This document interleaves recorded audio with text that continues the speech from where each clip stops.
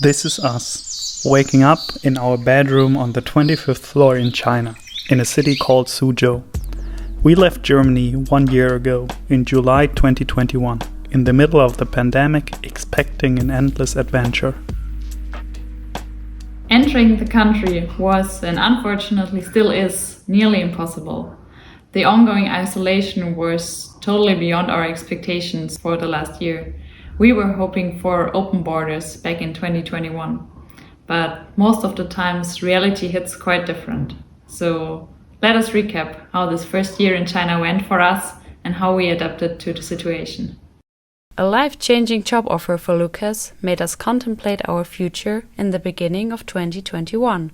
During that time, I was still a student, and contrary to Lucas, I have never stepped a foot on the Asian continent. Also, it hasn't been too long that we were dating. Actually, we haven't even lived together. Paralyzed by countless thoughts, we started to create a list of pros and cons on a life together in China.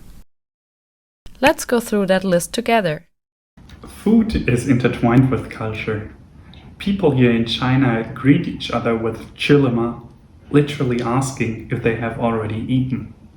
This truly resonates with us, as we love food and we enjoy cooking together.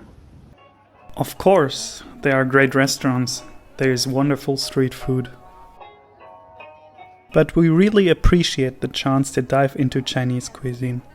Being able to prepare delicious meals with local ingredients is simply necessary, as it may be hard from time to time to find that one Western ingredient you are craving for.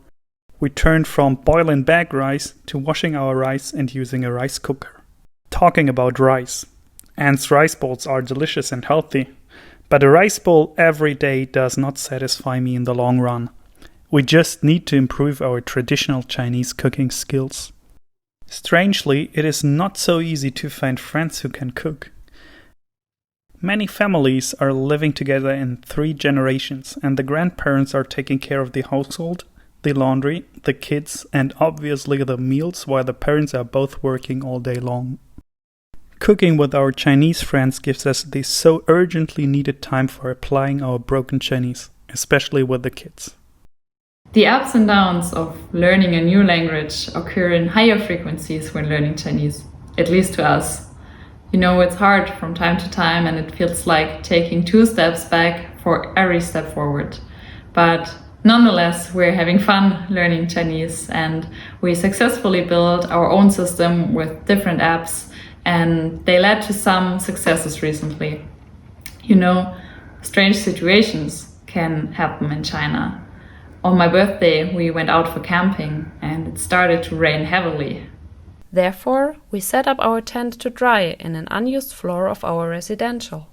However, it was gone soon after. But we successfully managed to find it back by explaining the situation to the building personnel in Chinese. While we were still in Germany, a colleague of mine visited some apartments for us, sending us some video footage. Actually, we decided based on a 3-minute video clip where to live in the first place. Having an apartment was crucial, as we needed to know where to spend our 2 weeks home quarantine after finishing the first 2 weeks in central hotel quarantine.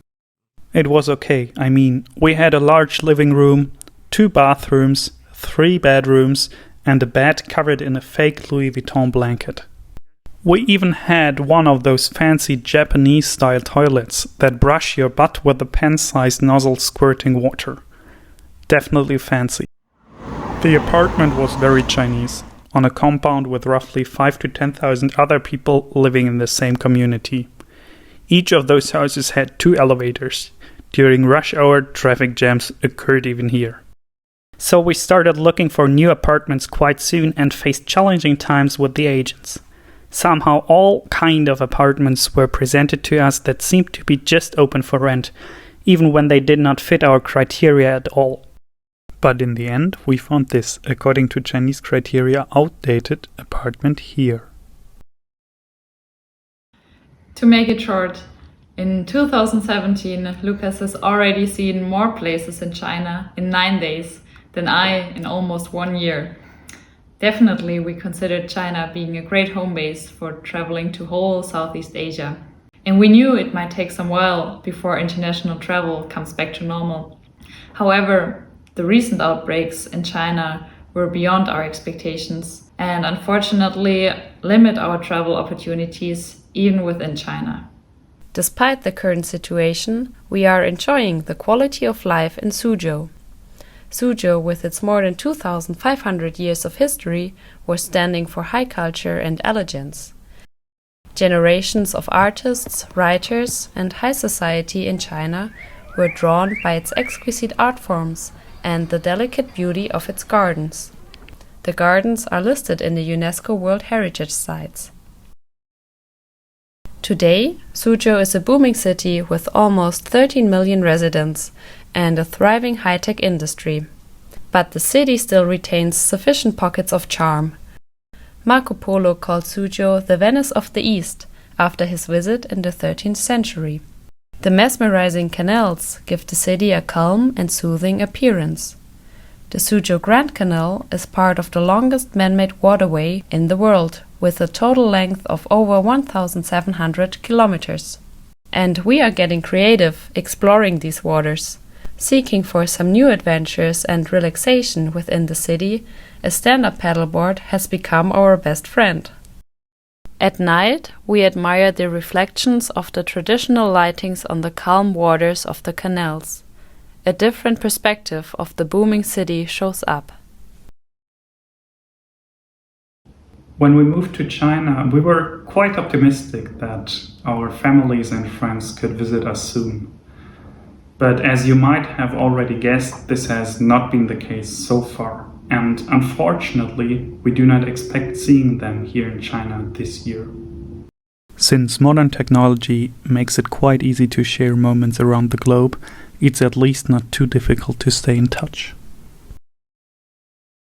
Overall, things turned out to be very different than expected. But this is just life. We assimilated quite well and are delighted to experience and learn more about life in China and ourselves.